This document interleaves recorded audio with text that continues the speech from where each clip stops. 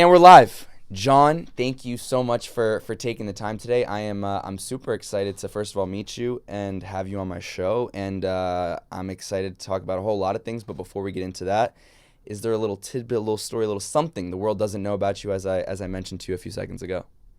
Yeah, and Felix, thank you for having me on. I'm really excited to jump in.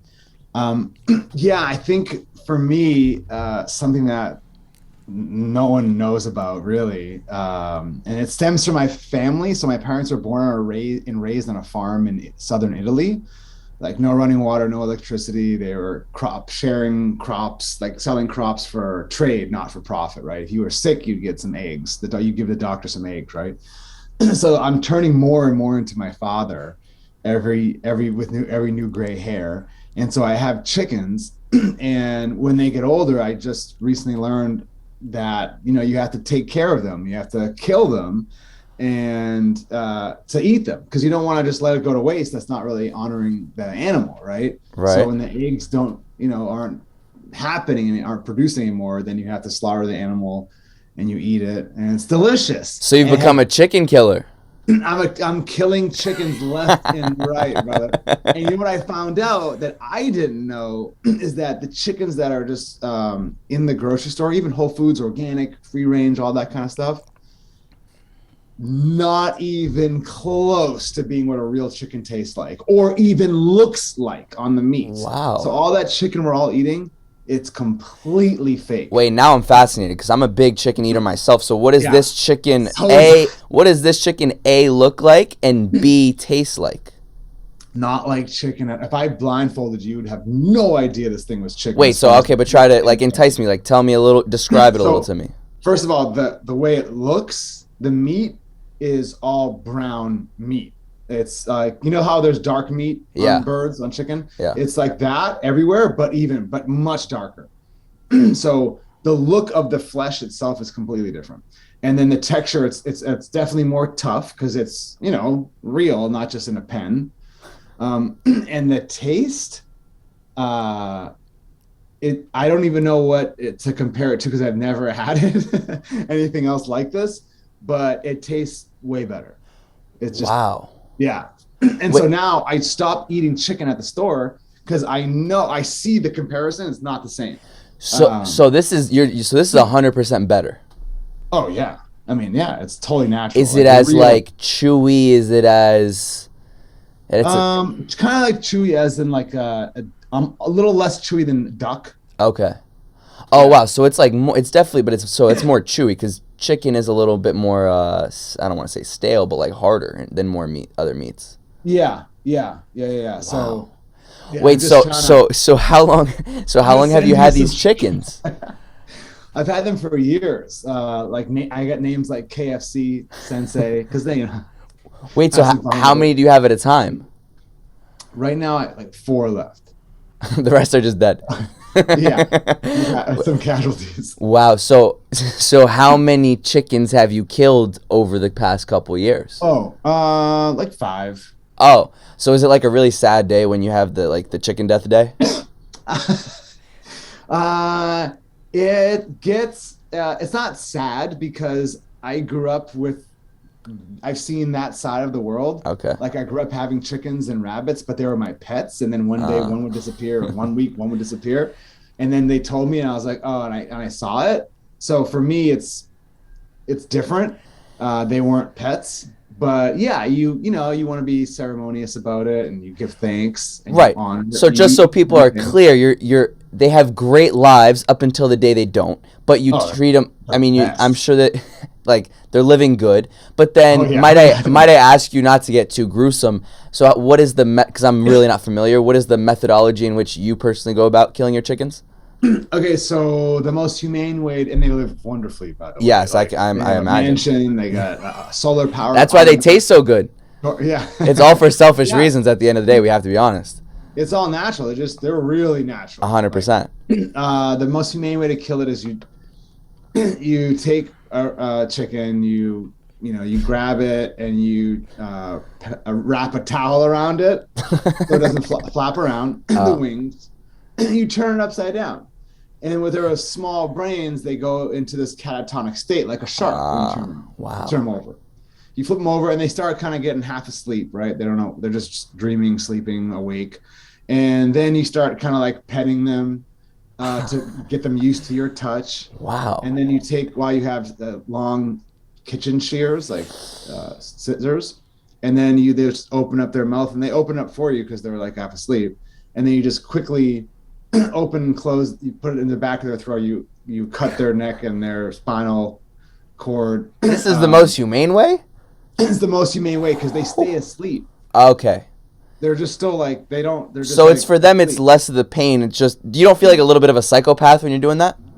Oh, I'm totally a psychopath. Okay, good. Yeah. I just want to make sure we're on the same page. Yeah. Wow.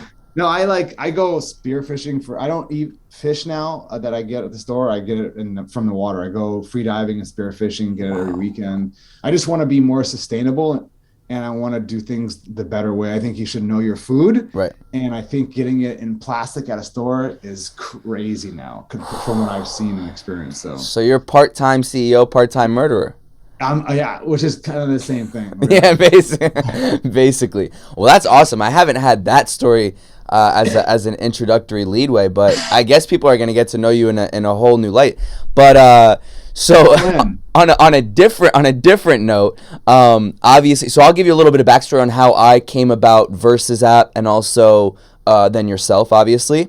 So for people out there who aren't familiar, I'll let you explain, because I always think it's more respectful for it's your product, it's your baby. But I came about it because two good friends of mine, shout out to Renee and Itai, they started playing maybe about 6 months ago.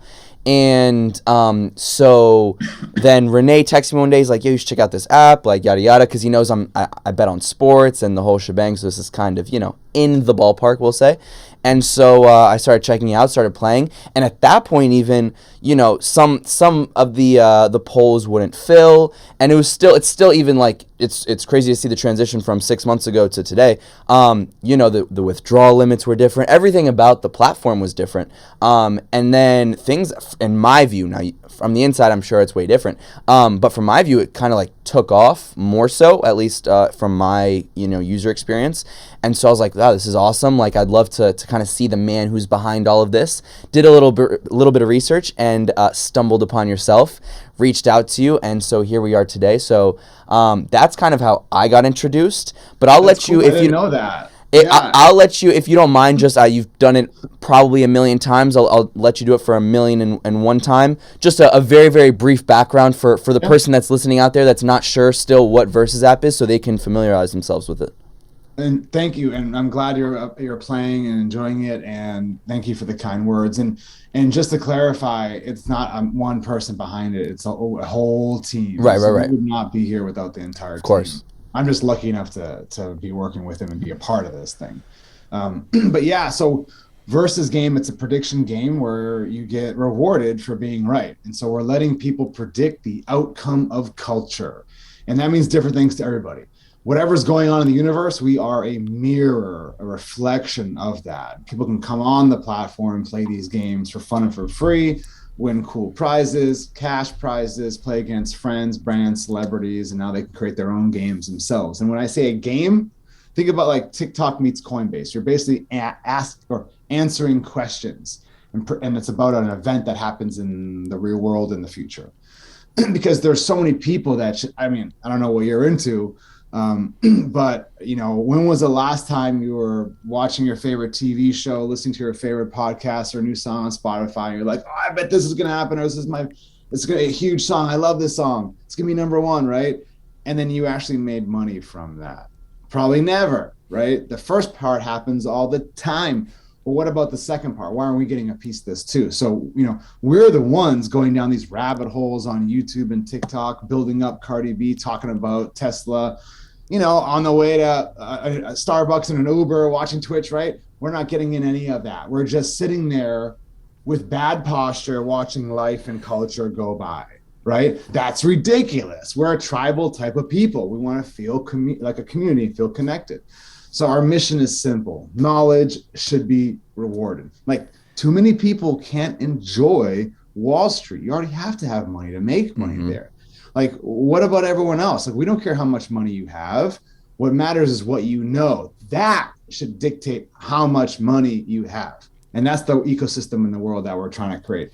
Now, how did this idea kind of first come about, and what are some of the time frames in which, once from the idea first coming to your head to then kind of putting it together, developing a team and all of that? Oh man, so this has been a kind of a brainchild of mine for 15 or so years. Wow.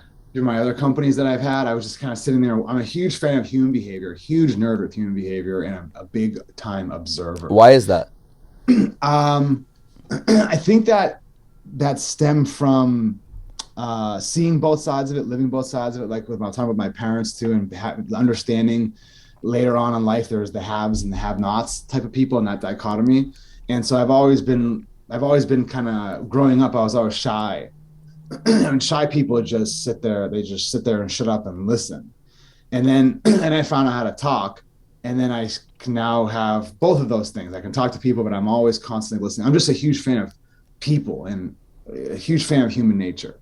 And along the way, it's like, oh, you didn't get into Bitcoin, or you hear what's going on with Google, or do you think what do you think's going to happen with Zuckerberg or LinkedIn or whatever, right?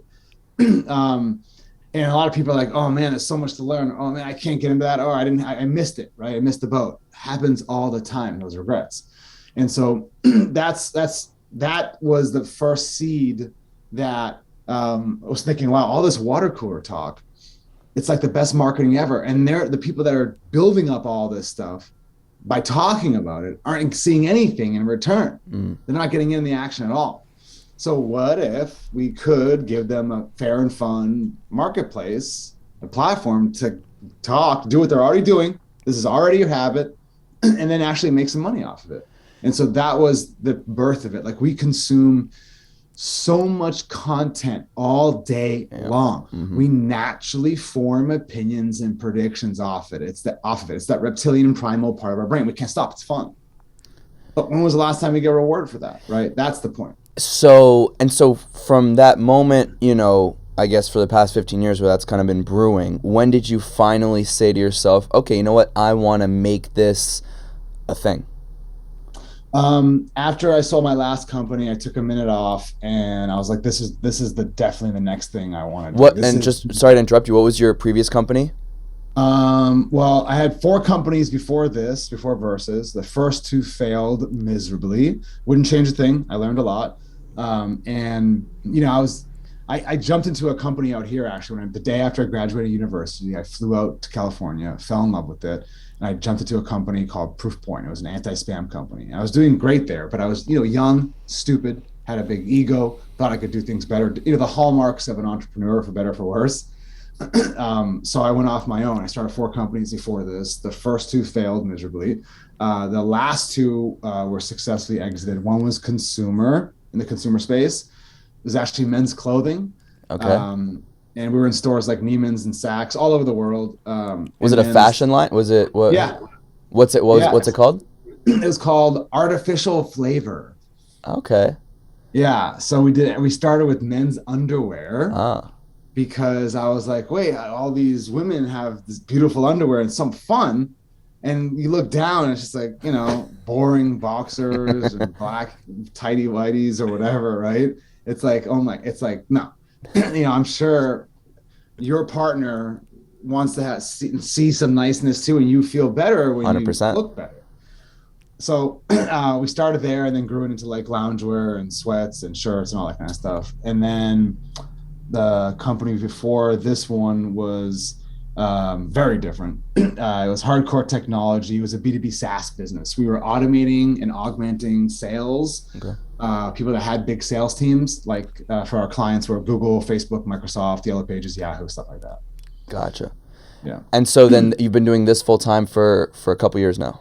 Oh yeah. Well, yeah. I mean, this launched 3.5 years ago live, and before that it was like 1.5 years or so before that, just banging away and tinkering on it. And so where I think that, and I commend you, I think it's brilliant in terms of marketing, and we'll talk about this after because I was listening to a previous, I think it was when you were on Tom Ward, and kind of like the marketing of growing it through some of these influencers and TikTokers. But when did you kind of see perhaps the biggest growth? Or if there's a moment that you can pinpoint where you felt like, holy shit, this is kind of taking off.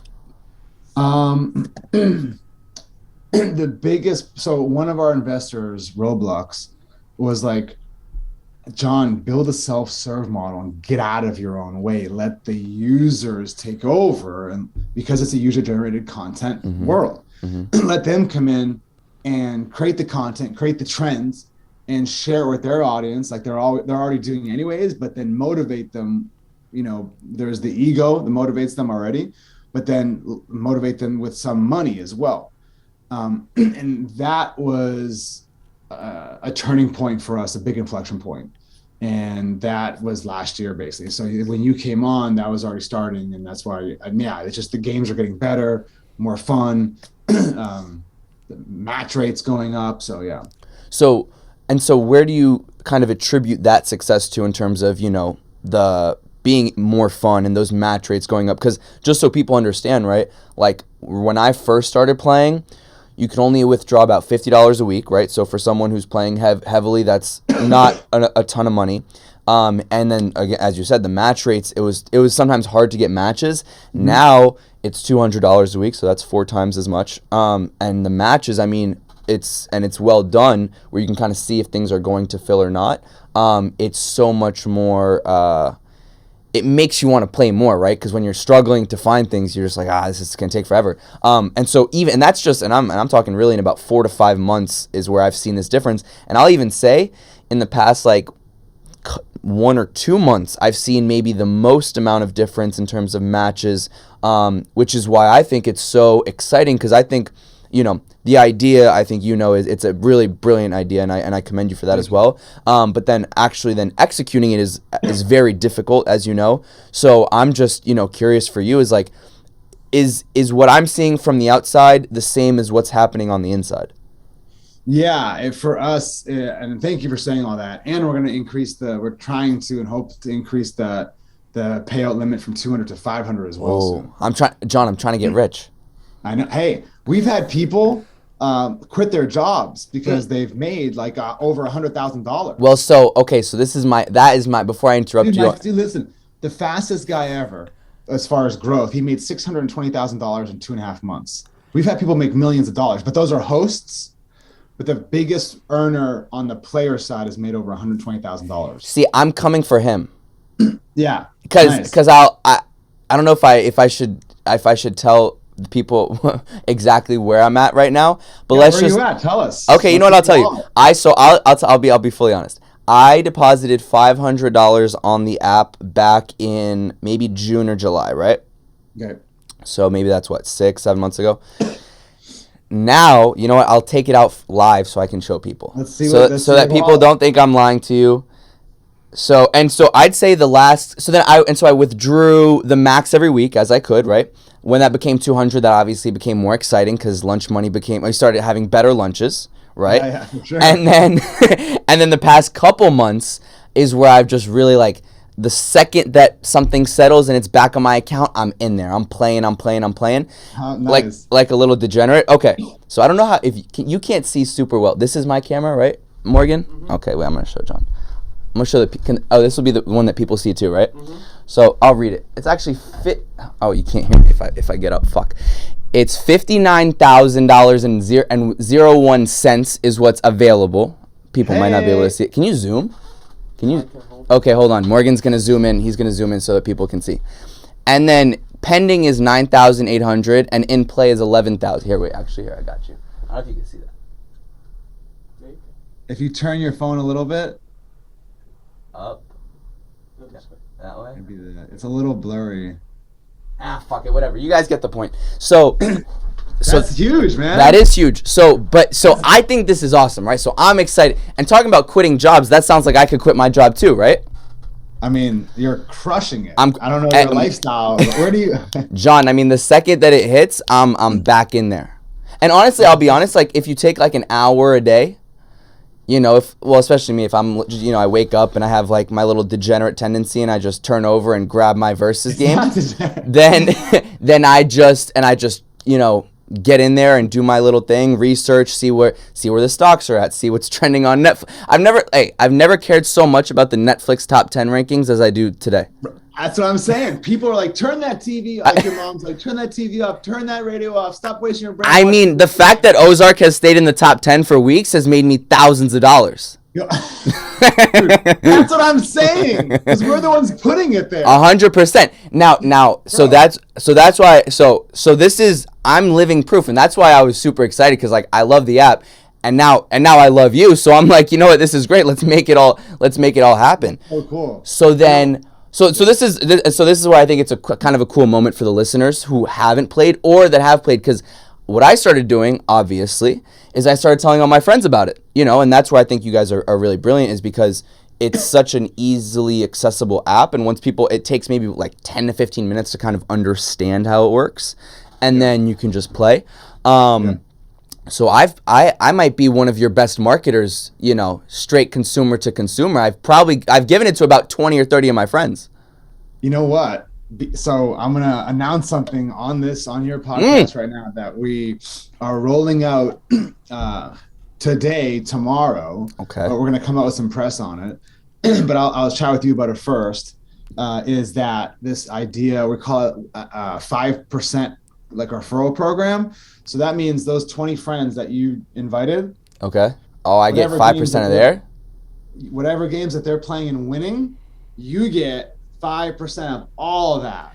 Wait. But it doesn't come out of their pocket. It comes out of Versus pocket as a gift. I like that. So now if you send it to hundreds of people, right? If they're playing if they're doing 5 games a day, I don't know, whatever they're doing, you get a piece of that mailbox money, retirement money. It's in your sleeve. Can I backtrack to the people that I've already referred, or that's gonna be tough? Fuck. No, all right. Consider that a gift to Versus. Hey, anybody that's watching this podcast, like anybody, you put that link out there in your social, in your podcast, anybody who clicks that, boom, it's you. Boom. Now, so obviously, like, people that are listening can understand how this is very exciting, right? Now so it was funny. When I told people I was gonna have you on, some of my closer friends, they were like, "Yo, ask him this, ask him this, ask him this." So now I have to ask them, do my due diligence to all of my good friends who are playing on Versus. So you kind of touched on it very quickly. You're trying to get the withdrawal limit from 200 to 500, correct? Mm-hmm. And when do you anticipate that might be? Q1. We have okay. some more security measures to put in place. And for a little look back story time, we had no limits at one point for the longest time, actually. Fuck, where was I? It was only last year we put limits on it. And then people started getting stupid wealthy. Yeah. Here's why we put limits on it. And it wasn't even because we wanted to, as our payment providers. Because once you start getting bigger and more popular, that's when the scammers come and the professional scammers come. Right. And they're stealing credit cards, using stolen credit cards. They're laundering money. That's not good. They're creating all these bots and all this stuff. And so we're like, what the heck? What's going on? And then our payment provider is like, yo, we need to like lock this down. This is like the wild, wild west. We need to have like measures in place like every other game. You need to have maximum limits and all that. So we were forced to do that. And it was like a handful of bad apples spoiled it for everyone else that's honest and just trying to have fun and make money off of like predicting the weather and traffic and stuff. So really pissed me off. Yeah. So is the goal, once you go from 200 to 500, 500 to unlimited? That's the goal. Absolutely. We want to go back to what we had, because that's the whole point, is to put real money in real people's pockets. Right. That's our mission. So part of that mission is being open. We just have to get super tight on these scammers out there. And so when you say the scammers, so it would be, as you said, it's like people using cards and like, what does that look like internally to you guys? Because obviously we can't see it as much. Yeah, and that's part of the problem too, because you couldn't see some of it either. So, it's people that have hundreds of accounts, that have 50 credit cards in there, right? And there's no human, there's no human that needs that or even has that many credit cards. I don't even, so it was like obvious now that we look at it, that we have visibility into it, that we're able to see that, okay, well, here are the cheaters. Let's block them out. We have people that are like that literally emailed me. I showed one of our VCs the other day at some like coffee I was having with them, and they had the funniest email to us ever. It was anonymous. They're like, hey, here's how much money I scammed from you guys. I scanned like $40,000 from you this week. I got $22,000 from you. Here are the email addresses I used. Don't worry, don't get excited. I already deleted them. I'm like having these bots and signing up new emails all the time. You can't catch me. I'm gonna steal all your money. I'm gonna steal all this stuff. And it's like, and they go on to like the colorful language they used. And it was like they threw your mother in there and like all this, and it was like, oh my God, I'm out to find this person and then maybe give them a job. Like this is so hilarious. The time they put into this is great. And so we're constantly under siege. But what even would be the benefit of having so many different accounts? You could just play like the higher entry stuff multiple times. Well, if you have like hundreds of accounts with all these credit cards that are not yours, you can just what's happening is they'll play games with their own accounts, and then that they think they're going to get the right question, correctly, and then they wait for a game to be a little lopsided, and they'll jump in with the bots with the stolen credit cards. Oh my God! They want the money to lose and to be, taken out of the stolen credit cards. They want to lose that, and then jumps over to their own real credit cards. It's a whole we're learning every day too. Crazy. Second question. I had multiple of my friends, because when I asked them like, yo, what should I like, are there things that you're curious about? They said they noticed on a lot of the matches, and once they said it, I kind of noticed it as well, that like it's the same. And this was I don't know if this is something that you were aware of, that a lot of them are like it'll be like a first and last name and then 4 digits. And it's always like first, last 4 digits. And they were like, why is that the way it is? Yeah. So you'll see. So what do you think? Oops. There's my account. I mean, I don't have it like you have it in your wallet. But, you don't, why don't you, do you play on it? Yeah. I mean, I got $1,400 on this one. I'm constantly playing, and I'm not smart, I guess, so I'm not winning as much as you. But like, here's my account. Okay. So whenever you sign up with Apple ID, it's just this weird string of digits. I don't know. So it could be that, or I don't know. Okay. People putting whatever. So interesting. And then the other question that I thought was interesting too is like, I agree with basically everything. And then there's where it gets almost like it's where you start maybe having the doubts is like when you see a really, really easy game, right? And it's like super filled. Like I'll give you an example. This was a real one that I just had recently. It's like, it's maybe Tuesday and it goes, will Joe Biden, I don't know who posted it, one of the creators. It'll be like, will Joe Biden be impeached by Thursday?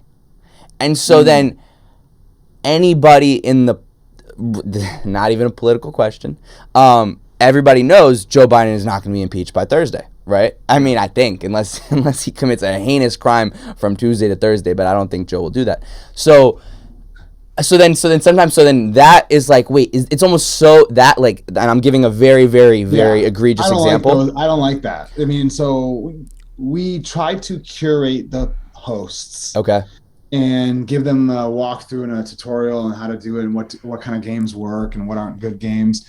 But there's some crap that gets through, and we have to use community policing to flag it, like an Instagram, or play whack-a-mole like Instagram does too, and it stinks. But we have a little moderation team that clearly we're not able to keep up with everything, but we're trying. No, and that's why that was kind of like my next question, just because I think it's just interesting to learn about, is like, how do you guys set the criteria on what is a good game, and does it have to be deemed competitive for it to be a good game, right? Like and I'll give you an example. I bet on sports, so if you see a team that's like a 3-1 favorite, but on Versus it's basically, pick one side or the other, that is basically a coin flip, that's a ton of value, right? And so maybe that's why I've had a little bit of success in on that end, because I do a lot of the sports ones. But my question is, does competitive equal the most successful posts? And then on your guys' side, what is the message or the criteria when you guys are telling your creators what they should and shouldn't do in terms of polls?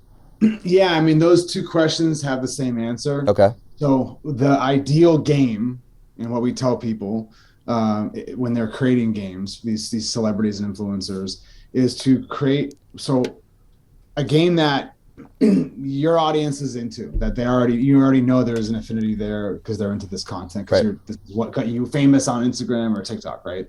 And then also something that's relevant to some trend, like Squid Games or Ozark, right? Something that's relevant to the universe. And then, making the games that are, that basically are evenly matched, we call it internally, where it's not lopsided, like John versus Beyonce, who's going to sing a better, I don't know. Can you sing? No. I mean, definitely not this guy. So those are the criteria that make it successful for them and the players, right? And I think also, what I'm curious about as well on that payment side, because obviously I'm sure for you guys, there's a lot of the legalities behind it as well. And I've noticed, and another thing that I think I've just seen improvement in the user experience is like before it might have taken longer to pay out for like things to settle once those contests were over. Now I've noticed like from the moment it settles to the moment it hits your account, it feels at least much quicker. I don't know if that's is that something that you guys have worked on? Oh yeah, I mean, we're putting a lot of resources behind making the experience better. I mean, we are our own worst, harshest critics, and we have a long way to go. I mean, we're barely scratching the surface. We want the UI to be better, the experience in the back end, the payments, everything to be better game. So it's just, we're a small startup and we're doing everything we can 8 days a week to make it better for everybody. So as CEO, and that's where I honestly, I respect the honesty, because I think that's also important, when you're just with any product in general, to hear the honesty of what can be improved. In your eyes, if you had to pinpoint 3 improvements or 3 areas that you really feel like you're still 100% just lacking in, where are they, and how do you kind of approach that in the future? The places that need a lot of improvement and focus, and we're currently doing it, we're currently focusing on it, is security. Because once we catch these bad people on the way in, then that automatically opens up the payments, right? For everybody. The other thing is on the self-serve experience when hosts are creating games, to make it easier for them and less confusing. And here's the rub. When you have a free form and humans with free form content, it's not like line item or drop down menus and stuff like that. It gets tricky. Like, hey, is the stock market, is Dogecoin going to be up or down by Friday? Well, buy is an interesting word. Right. Does that mean on Friday, before Friday, Friday in the morning, afternoon, night, right? So it's like, okay, the English language, humans, self-serve, user-generated content, all that in a soup becomes a big challenge. And I think, it's interesting. I had screenshotted one because I was on it earlier today that it was kind of in that the English language category, and it said, will Julia Fox pop out in another Kim Kardashian inspired look by February 18th? So then I was like thinking to myself, I'm like, okay, I'm going to talk to John in a little. This is kind of interesting. I'm curious to hear his take, right? Because someone could argue, if they lose this, they'll be pissed, that Kim Kardashian, like that the look that Julia Fox had was not a Kim K inspired look. Someone might argue it is a Kim K inspired look. Right. Who's deciding on that? Yeah, so you should send me that. If you screenshotted it, send that to me so I can look into it. Because, well, I said no, so I'm hoping that Julia Fox doesn't. So I got to make sure that she doesn't by February 18th, and then I'll send it to you. No, I'm kidding, but yeah, I will. I think it's interesting. I know people in the company. I mean, questions that are not exact, super specific, then it gets a little squishy. That's why if you look at the kebab, there's a kebab menu on every game that has like a contract, some details like date and time, URL, all that kind of stuff. That helps. But yeah, I mean, once you throw a human in the mix, the humans do wild things. So who ultimately, like, if I'm a creator, right, and I post a poll, and it says the deadline is February 18th at 6 p.m. Once February 18th at 6 p.m. rolls around, do they have all of the power in deciding if it's graded as a winner or a loser? Yep. We push them a notification, say, hey, game's up, game's over, it's time for you to declare. And okay. Here are your two options. It's George Clooney, Brad Pitt. They hit Brad Pitt, boom, and then we take care of the rest automatically. Wow. And then we have as you've seen, a 24-hour waiting period. Yep. Like an escrow period for people to for things to settle. Protest, yeah. For people to, if they want to complain, hey, they made a mistake or they did it wrong, they can do that. And so on the security side, I'm curious, like, because I can't even imagine the headaches that you have to go through, probably almost daily. What does that look like when you say, like, tightening up the security? Like, what does that actually physically manifest itself into?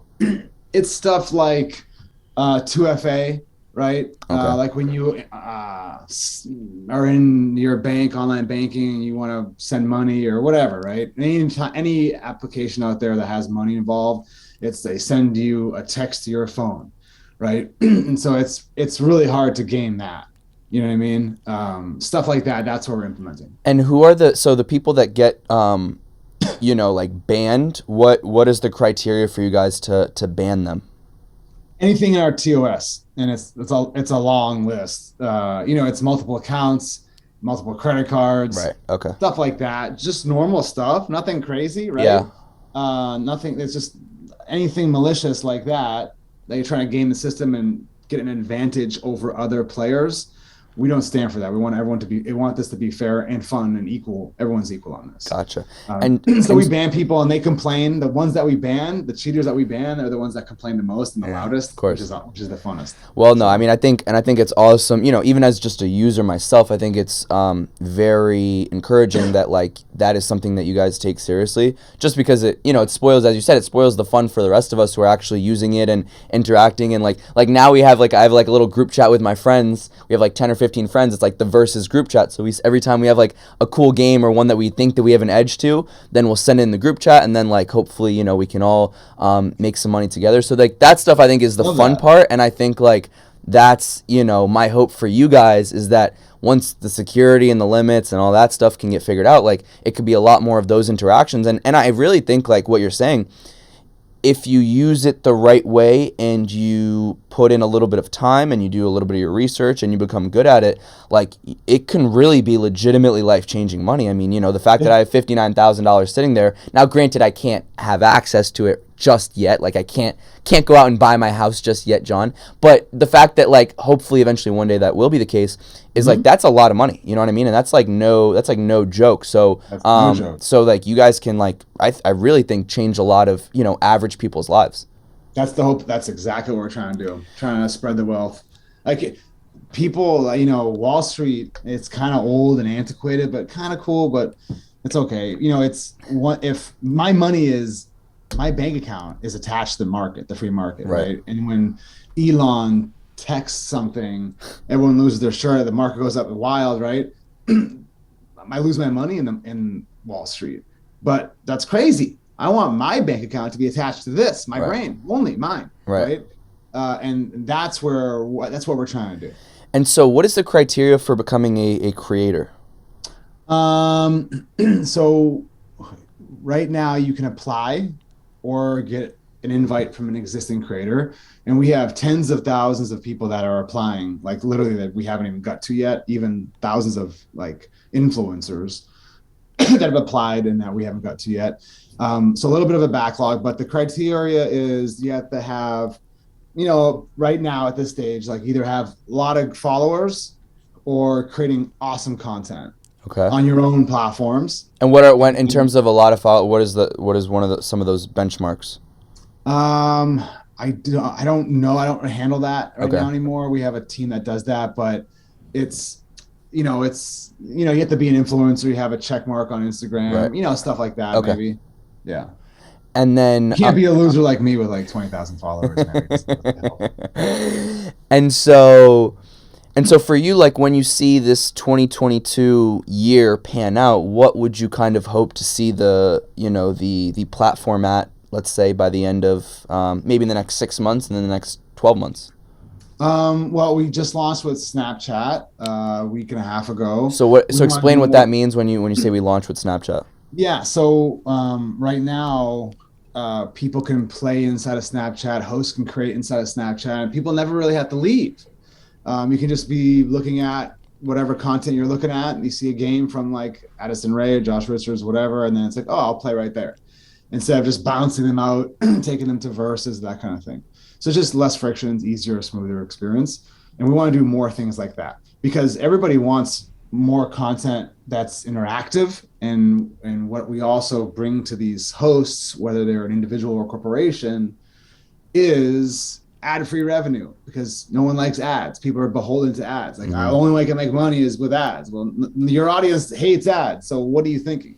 Like, well, how is that going to benefit you in the long run? Right? It's crazy. So we have this game revenue that you can't get anywhere else. So it's more stuff like that, more influencers. We actually want to open this up. We talk about opening up the payments, but we want to open up the floodgates to the creators, to the hosts, and let anybody host, because that's the whole idea. And so we're working on an elegant solution to do that this year. And then we have a TV show coming out late summer, which is going to be a TV game show called Versus. It's going to be huge, like the biggest A-plus list celebrity is hosting it, and the biggest TV show producer is producing it. So it's really wild. Wow. And so what is are you allowed to talk about the premise of the show? It's really. Like, all I can say is that it's a TV game show, and it's basically Versus game. You're predicting future events. Wow. Yeah. That's insane. Yeah, it's gonna be wild. Yeah. I'm gonna be an executive producer on it, and I have no idea what that means, but I'm in for the ride. So. Now for you, what does your day-to-day look like? I am constantly what I try to do every day is unblock people and help people. So, and that means like if I'm talking to my head of BD or head of sales or head of talent or head of tech or whatever, I'm just seeing how I can help. Hey, what do you need help with? Hey, let me help you with that. Let's connect it. Let's force this conversation. Let's have the conversation. Let's do something about it. Let's all that kind of stuff. So that mostly doing that internally. And then also that's what I'm doing mostly internally. And then externally, I'm mostly, talking to people like you, talking to our amazing investors, talking to some really, big strategic partners, just helping shape the future of the game. And I mean, are you able to have a little bit of time to yourself, I hope? Me and the chickens, we hang out once in a while. Yeah. Yeah. I basically, I was just like, because of what we're doing and it's consumer and we're like on fire right now. It's like growing. It's 8 days a week, like literally. But, it's cool to, I can pop out, jump in the water for a couple hours on the weekend here and there, stuff like that. Is there I do a lot of like jiu-jitsu and Muay Thai. So oh, really? I like the way I stay sane is I choke people and I get choked. So. That's insane. I have, are you big into UFC? Yeah. They're a partner of ours. Really? I didn't know that. I get to talk to Luke Rockhold, DC. It's crazy. So that's hilarious because on my show I've had Patty the Batty, Alex Volkanovski, Sean O'Malley, Mark Hunt, John Anik, Laura Sanko. Like it's one of my passions. I'm big on all my UFC guys, and I've gotten to become friends with a lot of them, and they're awesome individuals. Yeah, they are. So that's pretty cool. So I never get like I never fanboy out on any, like, I don't care whoever, the founders of Google or Tinder, whatever. It's all cool. It's great.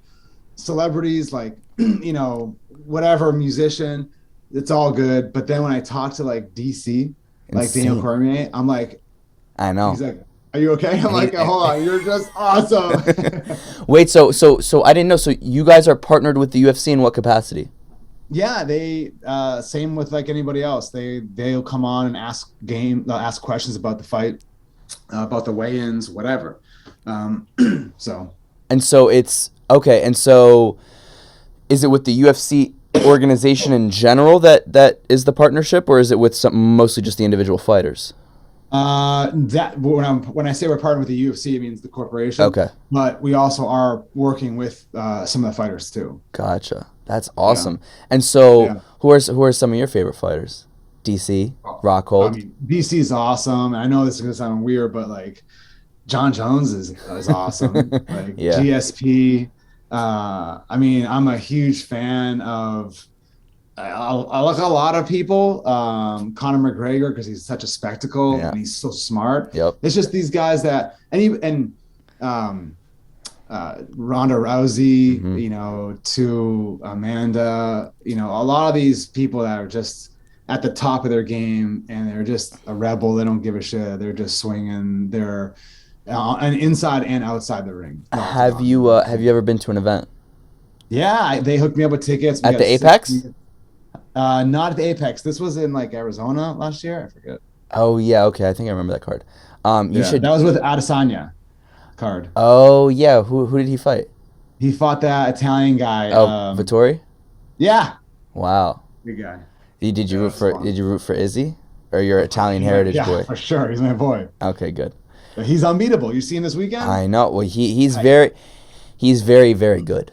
So the only way to beat this guy, which I don't think anybody can do, the only way to beat him is if you're a super awesome stand-up guy, like you're a K1 champ, and then you're also Khabib.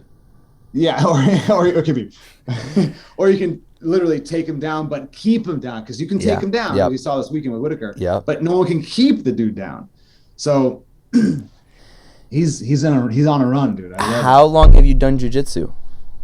So jiu-jitsu about 4 years and Muay Thai for about 20 something years. Oh, so you have hands and now you're developing a ground game.